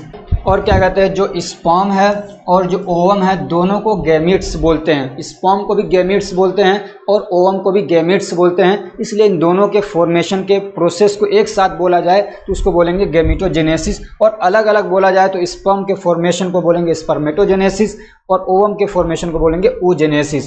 तो क्या कहता है, जो स्पर्मेटोजेनेसिस है उससे रिलेटेड कुछ बातें हम लोग देखते हैं, उसके बाद पढ़ेंगे स्पर्मेटोजेनेसिस के बारे में। तो ये स्पर्मेटोजेनेसिस है, ठीक है ना। टेस्टिकल्स के अंदर होते हैं सेमिनिफेरस ट्यूब्यूल्स, जो टेस्टिस होते हैं उसके अंदर क्या होते हैं, सेमिनिफेरस ट्यूब्यूल्स होते हैं। और ये जो सेमिनिफेरस ट्यूब्यूल्स होते हैं इनके पास क्या होते हैं, स्पेशल टाइप के सेल होते हैं जिनको हम लोग बोलते हैं जर्म सेल। क्या बोलते हैं, जर्म सेल, या उसी को बोलते हैं स्पर्मेटोगोनिया। क्या बोलते हैं, स्पर्मेटोगोनिया, यानी जो भी मेल है, समझ रहे हैं ना, तो उसके अंदर क्या होते हैं ये सेल, ये क्या कहते हैं सेमिनिफेरस ट्यूब्यूल्स होते हैं, और उसके अंदर स्पर्म और उसके अंदर जर्म सेल्स होते हैं जो कि स्पर्म बनाने की जहाँ से शुरुआत होती है उसको क्या बोलते हैं, जर्म सेल्स बोलते हैं, या उसको बोलते हैं स्पर्मेटोगोनिया। ये मतलब प्रेजेंट होते हैं, यहीं से शुरुआत होगी स्पर्म के बनने की, समझ रहे हैं। तो स्पर्मेटोगोनिया जो है ये क्या है, बहुत सारे प्रोसेस से गुजरते गुजरते आखिर में जाके एक मैच्योर स्पर्म बन जाता है। अब जो क्या कहता है स्पर्मेटोगोनियम है, ये क्या है, मतलब कई सारे स्टेप से गुजरने के बाद क्या बनता है, स्पर्मेटोजोआ बनता है। ये कहाँ बनता है, टेस्टिकल्स के अंदर जो सेमिनिफेरस ट्यूब्यूल्स होते हैं, तो वहाँ तक, तो उसमें तो सेमिनिफेरस ट्यूब्यूल्स के अंदर क्या बन जाता है, स्पर्मेटोजोआ तक बनता है, और उसके बाद उसको मूव कर दिया जाता है कहाँ पे, एपिडिडमिस के अंदर। आपने देखा टेस्टिस के ऊपर एक क्या था, छोटा सा एक क्या था कॉइल्ड शेप का होता है, तो उसमें भेजा जाता है जिसको बोलते हैं एपिडिडमिस। तो किस रास्ते से भेजा जाता है उसको बोलते हैं ल्यूमेन। क्या बोलते हैं, ल्यूमेन बोलते हैं। आप इसको एक चीज़ यहाँ पे देखिए, ये क्या कहते हैं टेस्टिस के अंदर सेमिनिफेरस ट्यूब्यूल्स, तो समझ रहे हैं यहाँ पे ये क्या होता है, एक तरीके से समझिए बीच में रास्ता होता है, यहाँ पे क्या है बहुत सारे सेल्स होते हैं, इसको बोलते हैं सर्टोली सेल्स। क्या बोलते हैं, ये सर्टोली सेल्स हैं, समझ रहे हैं। ये एक ट्यूब जैसा है, ये टेस्टिस के अंदर है, तो यहाँ पे होते हैं जर्म सेल। क्या होते हैं, जर्म सेल्स होते हैं बहुत सारे, जिसको आप क्या है स्पर्मेटोगोनिया भी कह सकते हैं या जर्म सेल कह लीजिए, ठीक है ना, जर्म सेल है। अब यहाँ से क्या होता है, जब मतलब स्पर्म बनाना होता है रहता है, तो हार्मोनल सिस्टम है वो चलता रहता है हमारी बॉडी के अंदर, तो इनको स्टिमुलेट किया जाता है, तो ये आगे इनका क्या होता है, फॉर्मेशन शुरू हो जाता है, फिर मियोटिक होता है, मियोसिस होता है, आगे आप पढ़ेंगे उसको।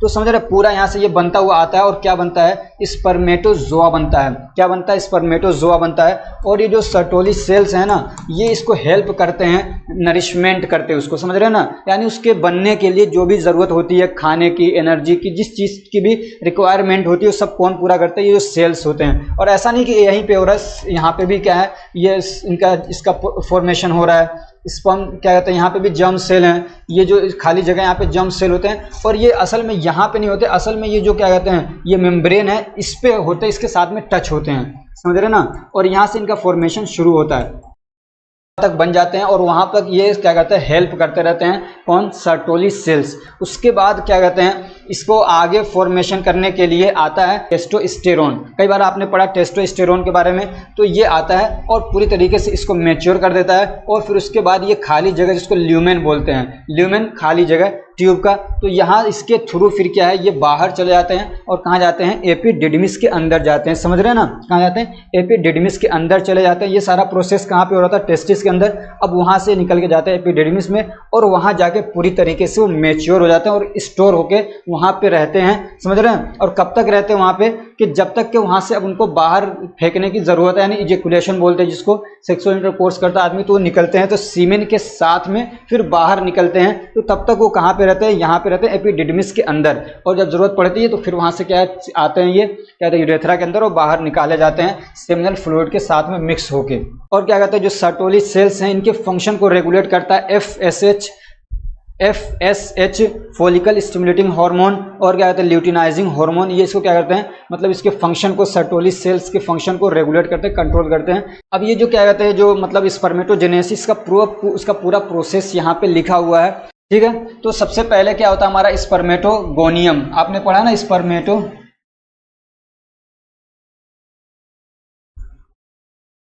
स्पर्मेटोगोनियम है, ठीक है ना, स्पर्मेटोगोनियम ये है।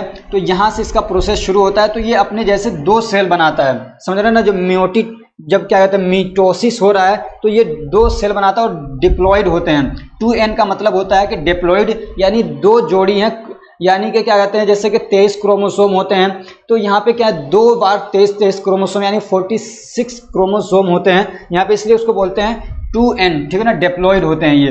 तो ये क्या बनाते हैं, दो तरीके के अपने ही जैसे दो बना देते हैं, समझ ना, जब क्या कहते हैं मिटोसिस होता है तो दो बनाते हैं, एक, ठीक है ना, और ये भी 2n है और ये भी 2n, ये अपने जैसा दो बना लिए, ये वापस से फिर यहाँ पे आ जाता है, समझ रहे हैं ना। ये क्या है, ये डिवाइड हुआ और दो बन गए, ये डिवाइड हुआ दो बन गए, तो यहाँ तो खत्म हो जाएगा ना, तो फिर आगे कैसे बनेगा, तो इसलिए क्या होता है मिटोसिस होता है, यानी अपने जैसा दो बनाता है, तो एक से तो आगे का प्रोसेस चलता है और ये एक वापस से फिर आके यहाँ पे क्या है, समझिए कि स्पर्मेटोगोनियम है या जर्म सेल है वो वापस से आके यहाँ पे प्रेजेंट होता है, समझ रहे हैं। तो पहले स्टेप में क्या होता है, मिटोसिस होता है, और जब मिटोसिस होता है तो वहाँ पे क्या बनते हैं, प्राइमरी स्पर्मेटोसाइट बनते हैं, क्या बनते हैं, प्राइमरी स्पर्मेटोसाइट बनते हैं, दो बनते हैं, एक वापस चला जाता है और एक से आगे प्रोसेस चलता है। अब ये जो क्या कहते हैं बी, इसको हमने नाम दे दिया ए और बी, सिंगल, आप इसको नाम हम नहीं देंगे तब भी चलेगा, आपको सिंगल ऐसे बना देंगे। उसके बाद अब क्या होता है उसके बाद अब होता है मियोसिस फर्स्ट, क्या होता है, मियोसिस फर्स्ट होता है।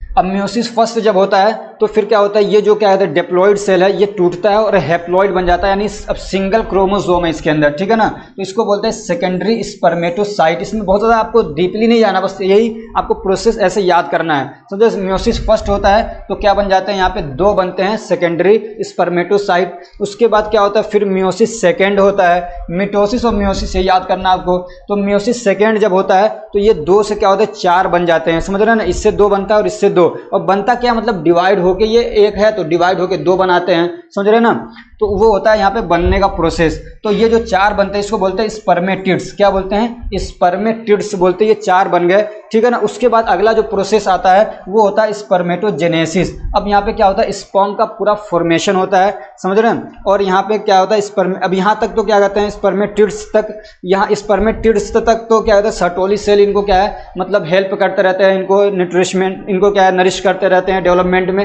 हेल्प करते हैं। उसके बाद आ जाता है टेस्टोस्टेरोन, कौन आता है, टेस्टोस्टेरोन, ठीक है ना याद, तो टेस्टोस्टेरोन आता है, उसके बाद पूरा इसका फॉर्मेशन होता है। तो फिर क्या कहते हैं यहाँ पे जो इसका हेड है वो लग जाता है, जो टेल है वो लग जाता है, तो ये बन जाता है पूरा स्पर्मेटोजोआ। लेकिन अभी ये क्या था, पूरी तरीके से मैच्योर नहीं है, क्या है, पूरी तरीके से मैच्योर नहीं है, और ये सारा प्रोसेस कहाँ पे हो रहा था, सेमनीफेरस ट्यूब्यूल्स के अंदर, और उसके बाद फिर ये आगे जाता है कहाँ पे, जाता है एपिडिडमिस के अंदर, और वहाँ पे पूरी तरीके से मैच्योर हो जाता है, समझदार हो जाता है कि हमको कब अब यहाँ से निकल के बाहर जाना है,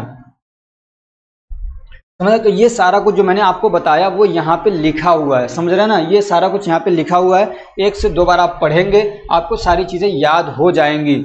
आगे हम लोग पढ़ते हैं oogenesis के बारे में, क्या पढ़ते हैं, oogenesis, ठीक है ना, प्रोसेस ऑफ oogenesis, ये फीमेल के अंदर होता है और ओवम बनने का ये पूरा प्रोसेस होता है। तो क्या कहते हैं, जो भी गर्ल है, जो भी लड़की है, अभी वो पैदा नहीं हुई है, बर्थ से पहले ही उसके अंदर क्या होते हैं, PGC सेल होते हैं, यानी प्रीमोर्डियल गैमेट सेल, यहाँ पे लिखा हुआ भी है आप देख सकते हैं, प्रीमोर्डियल गैमेट सेल्स होते हैं, ठीक है ना। अभी पैदा नहीं हुई है, अभी बर्थ नहीं हुई है उसकी, उसके पहले ही, और फिर क्या उनके अंदर क्या एक तरीके से डिवीजन होने लगता है, समझ रहे, कौन सा डिवीजन होता है, तो वो होता है मिटोटिक डिवीजन, क्या होता है, मिटोटिक डिवीजन, और बहुत सारे क्या बनते हैं, oogonia बनते हैं, समझ रहे हैं ना, चूंकि जब मिटोटिक डिवीजन हो रहा है तो oogonia बनते हैं, यानी ये क्या है, डिप्लॉइड है, समझ रहे हैं ना, यानी इसके अंदर ये 46 क्या कहते हैं क्रोमोसोम है, और ये अपने जैसे बहुत सारे बनाएंगे अभी, तो ये क्या है, लाखों मिलियंस में क्या है, यानी करोड़ों करोड़ क्या है, बहुत सारे oogonia बन के तैयार रहते हैं हर फीमेल के अंदर पैदा होने से पहले, और ये सब कहाँ पे होते हैं, ओवरीज के अंदर होते हैं। उसके बाद क्या होता है, ये जो क्या कहते हैं oogonia है, ये फर्दर डिवीजन शुरू करते हैं, यानी अपने आप को बढ़ा रहे हैं इस तरीके से। तो डिवीजन जब शुरू होता है तो वहां पे क्या होता है, प्राइमरी oocyte बनते हैं, क्या बनते हैं, प्राइमरी oocyte बनते हैं, और बहुत सारे क्या है, प्राइमरी oocyte बने हुए हैं, कितने, बहुत सारे प्राइमरी oocytes बने हुए होते हैं। उसके बाद क्या, ये प्राइमरी oocyte और आगे अपने आप को डिवाइड करते हैं ताकि एक मैच्योर ओवम बनाए, लेकिन क्या कहते हैं, प्यूबर्टी से पहले पहले, लेकिन क्या है, अभी चूंकि प्यूबर्टी हुई नहीं है, यानी वो लड़की अभी बालिग नहीं हुई है, तो इसलिए क्या होता है, प्राइमरी oocyte का आगे प्रोसेस रोक दिया जाता है, पोज कर दिया जाता है, यानी अभी मियोसिस फर्स्ट ये शुरू करते हैं, लेकिन मियोसिस फर्स्ट जो प्रोसेस है वो पूरी तरीके से कंप्लीट नहीं होता है, यानी सेकेंडरी oocytes और फर्स्ट पोलर बॉडी बन नहीं पाता है, यानी ये आगे बढ़ा लेकिन अभी आधे में आके रुका हुआ है, मियोसिस फर्स्ट पे ही क्या है, अभी आधा प्रोसेस हुआ है, उसको बोलते हैं प्रोफेज फर्स्ट, उसी में वो रुका हुआ है, समझ रहे हैं। और कब तक रुका रहता है प्रोसेस, प्यूबर्टी तक, यानी जब तक कि वो लड़की बालिग ना हो जाए, बड़ी ना हो जाए, तब तक वो प्रोसेस रुका रहता है, यानी आगे डिवीजन नहीं होता है, वैसे ही रहते हैं फॉलिकल्स के फॉर्म में, ठीक है ना। और यही समझिए, इसी को फॉलिकल्स बोलते हैं कि बहुत सारे फॉलिकल्स हैं, लेकिन जब प्यूबर्टी हो जाती है, पीरियड्स आने लगते हैं, उसके बाद जैसे ही पीरियड आता है उसके बाद इसका जो रुका हुआ प्रोसेस था उसको दोबारा से चालू कर दिया जाता है। समझ रहे, जब चालू होता है तो क्या बनता है वहाँ पे सेकेंडरी oocytes बनते हैं। समझ रहे, यहाँ तक तो ये जो क्या था ये डिप्लॉयड होते हैं, 2n होते हैं। समझ रहे हैं, और उसके बाद क्या होता है सेकेंडरी, और जब क्या कहते हैं ये मियोसिस फर्स्ट हो जाता है तब क्या बनते हैं यहाँ पे सेकेंडरी oocytes, जो कि क्या कहते हैं हैप्लॉइड्स होते हैं, यानी सिंगल पेयर होता है क्रोमोसोम का। और क्या कहते हैं और एक और फर्स्ट पोलर बॉडी बनता है। क्या बनता है? फर्स्ट पोलर बॉडी बनता है।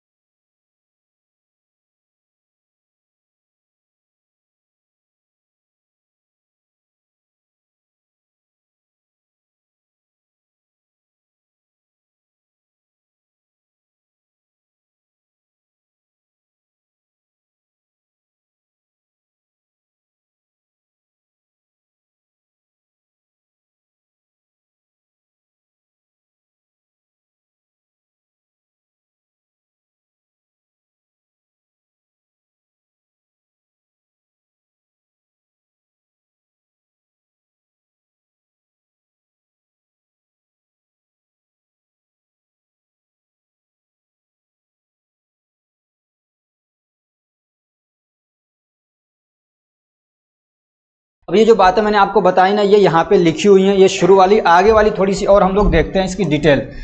तो आपने oogonia के बारे में पढ़ा कि बहुत सारे oogonia PGC से बन जाते हैं। समझ रहे हैं, और किससे बनते हैं? मिटोटिक, ये मिटोलिक नहीं है, ये क्या है? मिटोटिक डिवीजन है। मिटोटिक डिवीजन से होते हैं और क्या बन जाता है? प्राइमरी oocytes बन जाते हैं। प्राइमरी oocytes क्या है? बन जाते हैं, यानी आप उसको कहते हैं डिप्लॉयड सेल बन जाते हैं। और क्या कहते हैं हर प्राइमरी oocyte जो होता है वो सराउंडेड होता है, एक क्या कहते हैं लेयर होती है ग्रेनुलोज की। क्या कहते हैं? ग्रेनुलोज सेल्स की एक लेयर होती है, उससे वो घिरा रहता है। और उस पूरे को क्या बोलते हैं हम लोग? और इस पूरे स्ट्रक्चर को क्या बोलते हैं? Primary follicles. क्या बोलते हैं? प्राइमरी फॉलिकल्स कह सकते हैं या आप फॉलिकल्स कह सकते हैं। आपने पढ़ा ना कई बार कि फॉलिकल्स होते हैं क्या कहते हैं ओवरीज के अंदर। तो फॉलिकल्स क्या हैं? ये जो oogonia है इनको एक सेल, एक स्पेशल टाइप का सेल है, इसको ग्रेनुलोज बोलते हैं, वो उसको घेर के रखते हैं, सराउंड करके रखते हैं, और उसी को बोला जाता है प्राइमरी फॉलिकल्स या फॉलिकल्स। ठीक है ना। From the birth to puberty a large number of these follicles are destroyed. और ये जो फॉलिकल्स बने हुए हैं लाखों में, मिलियंस में हैं, बहुत सारे क्या होते हैं? डिस्ट्रॉय हो जाते हैं। And at the time of the puberty, यानी जो फर्स्ट मेंस्ट्रुएशन का टाइम है उस वक्त में कितने रह जाते हैं? कितने रह जाते हैं? तकरीबन 60,000 हर ओवरीज के अंदर होते हैं, या 80,000, 60,000 से लेकर 80,000 के बीच में होते हैं, वो रह जाते हैं। बाकी सब जितने भी होते हैं वो डिस्ट्रॉय हो जाते हैं। अब उसके बाद क्या होता है? मियोसिस फर्स्ट शुरू होता है। मियोसिस फर्स्ट मैंने आपको दिखाया, तो मियोसिस फर्स्ट शुरू होता है। तो ड्यूरिंग एम्ब्रियोनिक डेवलपमेंट, जब अभी बच्चा क्या है, अभी बच्चा ने जो बच्ची है अभी वो माँ के पेट के अंदर ही है, अभी उसका डेवलपमेंट हो रहा है। Some primary oocytes begin meiosis first, उसी टाइम पे क्या है? मियोसिस फर्स्ट शुरू हो जाता है। लेकिन क्या उसको प्रोफेज फर्स्ट के अंदर ही रोक दिया जाता है। तो पूरी यानी कि ये कि जो मियोसिस फर्स्ट है वो कंप्लीट नहीं हो पाता है, और वहाँ पे फर्स्ट पोलर बॉडीज और क्या कहते हैं सेकेंडरी oocytes बन नहीं पाते हैं।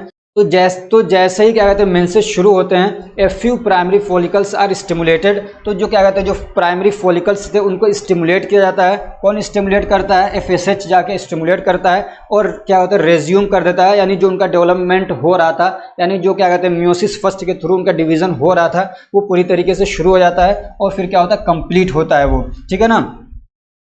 अब क्या कहते हैं ओवुलेशन। तो every month one of the activated follicles mature into A Graafian follicles. तो कह रहे हैं कि हर मंथ जो एक्टिवेटेड फॉलिकल्स जो हैं जिनको एक्टिवेट किया गया है वो क्या होते हैं? मैच्योर होते हैं। समझ रहे हैं, जिनको एक्टिवेट किया गया वो मैच्योर होते हैं। तो क्या होता है जो एक्टिवेटेड फॉलिकल्स होते हैं वो क्या होते हैं? मैच्योर हो जाते हैं। और कहाँ पे होते हैं? ग्रेफियन फॉलिकल्स के अंदर होते हैं, तो वो मैच्योर हो जाते हैं।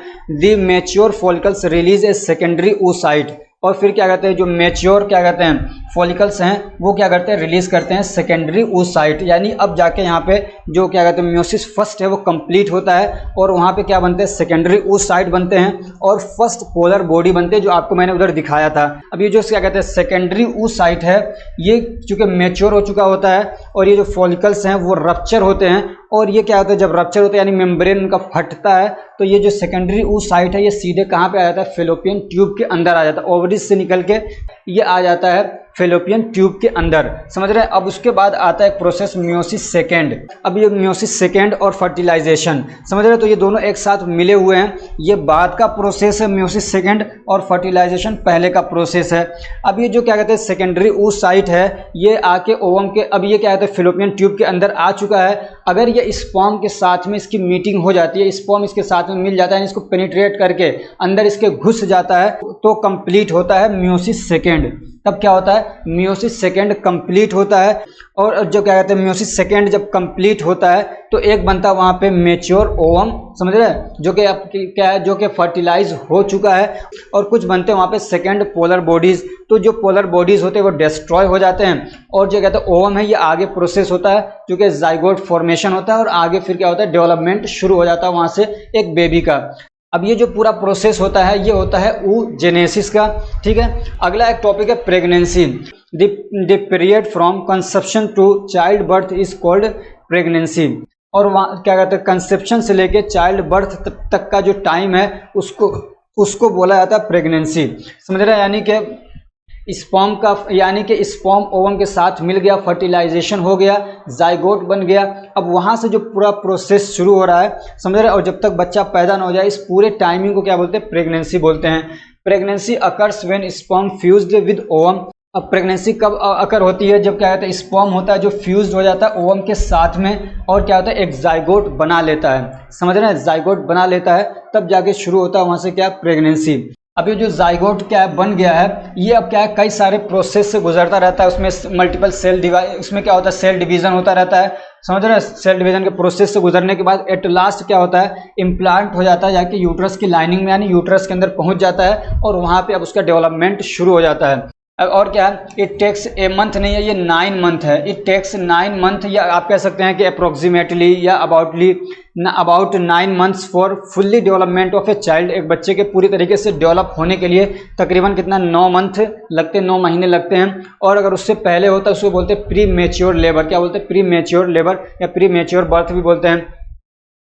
अब ये एक चीज़ यहाँ पे देखिएगा, एम्ब्रियो किसको कहते हैं, समझ रहे हैं, या आपने कई बार सुना होगा फेटस, तो फेटस किसको बोलते हैं, तो क्या कहते हैं, embryo is the child developing in the uterus in starting few weeks of the pregnancy. Pregnancy होने के बाद उसके कुछ मतलब शुरू के कुछ वीक्स तक यूट्रस के अंदर जो बच्चा डेवलप हो रहा है उसको क्या बोलते हैं, एम्ब्रियो बोलते हैं। क्या बोलते हैं उसको, एम्ब्रियो बोलते हैं, ठीक है ना। And fetus is the child developing in uterus after first trimester. और ये कह रहे हैं कि फर्स्ट ट्राइमेस्टर के बाद में क्या है, फर्स्ट ट्राइमेस्टर के बाद में जो बच्चा डेवलप हो रहा है यूट्रस के अंदर उसको बोलते हैं फीटस। क्या बोलते हैं उसको, फीटस बोलते हैं। अब फर्स्ट ट्राइमेस्टर क्या है, तो 1 से लेके 12 वीक तक, समझ रहे हैं। या आप ये कह सकते हैं कि 2 मंथ्स आफ्टर, या आप ये कह सकते हैं after 2 months of the pregnancy, यानी प्रेगनेंसी हो गई उसके 2 महीने के बाद अब जो बच्चा क्या कहते हैं यूट्रस के अंदर डेवलप हो रहा है उसको क्या बोलेंगे, फीटस बोलते हैं, ठीक है। अब एक टॉपिक है पार्चुरेशन। पार्चुरेशन क्या होता है, the final stage of pregnancy when fetus is ready to come out is called parturition और चाइल्ड बर्थ। ये कह रहे हैं कि जब प्रेगनेंसी का जो फाइनल स्टेज है जिसमें अब बच्चा क्या है, जो फीटस था जो पूरी तरीके से डेवलप हो चुका है, अब वो बाहर आने के लिए रेडी है एकदम, तो उस टाइम को बोलते हैं पार्चुरेशन। क्या बोलते हैं, पार्चुरेशन बोलते हैं, समझ रहे हैं, या उसको चाइल्ड बर्थ का टाइम भी बोल सकते हैं, ठीक है। और ये कब होता है, कैसे अंदाज़ा लगाया जाएगा कि पार्चुरेशन का टाइम कब है, ताकि उसको जो भी मतलब ऑक्सीटोसिन वगैरह लगाने की ज़रूरत है या जो भी दवा वगैरह देने की ज़रूरत होती है तो वो कब दिया जाएगा, कैसे अंदाज़ा लगाया जा सकता है, या हॉस्पिटल लेके जाना है तो कैसे अंदाज़ा लगाएंगे। तो अब इसके अलग अलग तरीके होते हैं। औरतें अपना मंथ गिन लेती हैं कि हमारा 9 महीना पूरा होने वाला है या इतने दिन रह गए हैं, या इसको डेज के हिसाब से भी गिन लिया जाता है कि लास्ट मेंस्ट्रुएशन जब हुआ उसके बाद 280 दिनों के अंदर या उसी के आसपास में क्या होता है, बच्चा पैदा होता है, समझ रहे हैं ना। तो ये कह रहे हैं जो 280 का दिन है उसमें से अगर 15 दिन पहले ही क्या है ये माना जाता है कि अब बच्चे की पैदाइश हो सकती है। यानी ये कि 265 दिन हो गए, कितने, 300 नहीं कह रहा हूँ, 265 दिन हो गए। उसके बाद से अब समझिए कि जो दिन है, जो 15 दिन बच रहे हैं, तो इसी को अब क्या मानते हैं, पार्चुरेशन बोलते हैं। और इसी में क्या अब केयर किया जाता है, ध्यान दिया जाता है कि अब किसी भी मतलब इन्हीं दिनों में कभी भी क्या है, बच्चे की क्या कहते हैं, पैदाइश हो सकती है, उसका क्या कहते हैं, चाइल्ड बर्थ हो सकता है। तो फ्रेंड्स, ये आपके सारे टॉपिक्स कंप्लीट हो चुके हैं। अब इसमें से जो क्वेश्चन पूछे जाते हैं उसको हम लोग देख लेते हैं।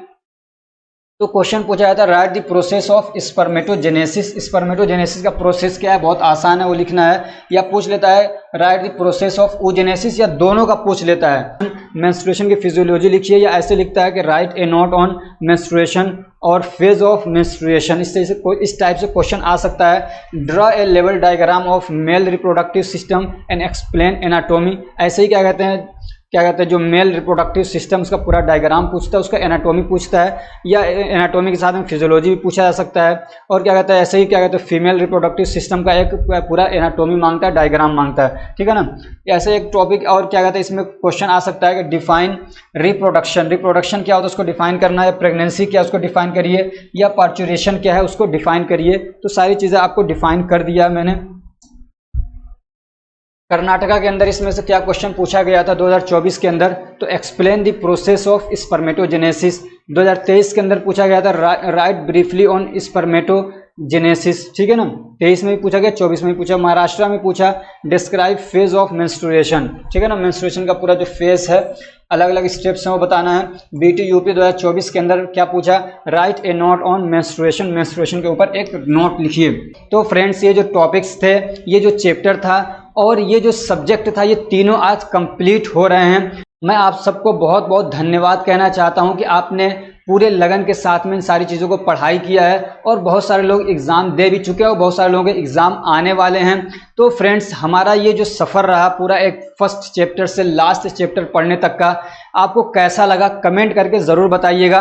और हमारा पढ़ाया हुआ आपको कैसा लगा वो भी कमेंट करके बताइएगा। और मैंने पढ़ाने में क्या मिस्टेक्स की, यानी मुझे और क्या अपने अंदर चेंजिंग लानी चाहिए, वो आप बहुत अच्छे से समझ सकते हैं। क्योंकि आप कंटिन्यूसली पढ़ रहे हैं तो आप ही जान सकते हैं। कई बार ऐसा होता है कि अपने आप को, खुद आदमी को अपनी गलतियां, अपनी कमियां नज़र नहीं आती हैं, समझ रहे हैं ना। तो इसलिए मैं आपसे रिक्वेस्ट करूंगा कि मुझे और क्या अपने अंदर बदलाव लाने चाहिए पढ़ाई को लेकर, कैसे मैं और इसमें इम्प्रूवमेंट ला सकता हूं, कमेंट करके ज़रूर बताइएगा। मेरी बहुत सारी दुआएं हैं, मेरी प्रार्थना है कि आप सबके अच्छे से अच्छे मार्क्स आएँ और हमारे साथ जुड़े रहिएगा। आपके लिए आगे भी बहुत कुछ करने वाला हूं और जो सब्जेक्ट्स रह गए हैं उसको भी कंप्लीट कर दूंगा बहुत जल्दी में। और इसी के साथ में इस वीडियो को कंप्लीट करते हैं। Thank you so much for watching.